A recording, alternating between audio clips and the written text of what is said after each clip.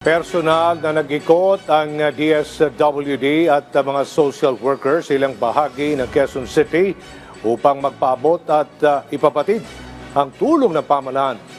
Bahagi ito ng Oplan Pag-abot Program ng Kagawaran. Si Noel Talakay sa sentro ng balita. Alas 5 pa lang ng madaling araw kanina, sinuyod ni Social Welfare and Development Secretary Rex Gatchalian at mga social worker ng ahensya ang NIA Road ng Quezon City.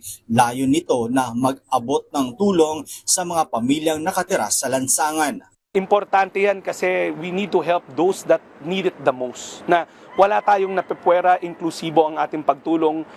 Lahat ng mamamayan na nangangailangan, kailangan kasama sa programa ng DSWD. Si Secretary Gatchalian mismo ang kumausap sa nasabing mga pamilya. Meron anya nagdalawang isip na tanggapin ang kanilang offer na tulong tulad ng tirahan at pangkabuhayan lalo na't hindi ito sa pilitan. Pero ayon kay Gatchalian, lahat naman ng mga pamilyang nakatira sa gilid ng kalsada ng NIA Road ay nakumbinse at sumama at tinanggap ang tulong na alok ng pamahalaan. Isang babae na nakausap natin, sabi nga niya, sana may tindahan. So yung mga ganong bagay, makakatulong talaga ang DSWD. Ang goal natin sa kanila, ayaw nila sumama dahil sa fear o sa takot nila na maantala yung kinagisnan nilang buhay. Pero pag napakita naman natin sa kanila yung alternatibo na inahandog ng gobyerno, sumasama naman sila. Batay sa tala ng DSWD, nasa 13 pamilya at 9 na individual ang tinanggap ang tulong ng DSWD.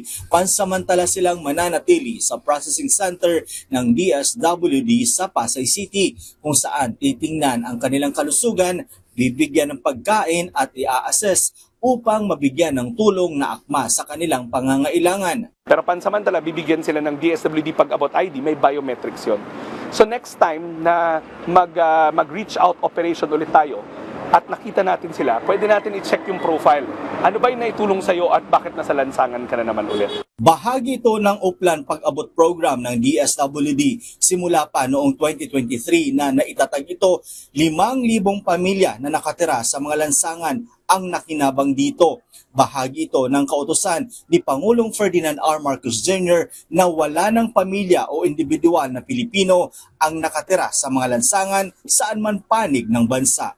Noel Talakay para sa Pambansang TV sa Bagong Pilipinas.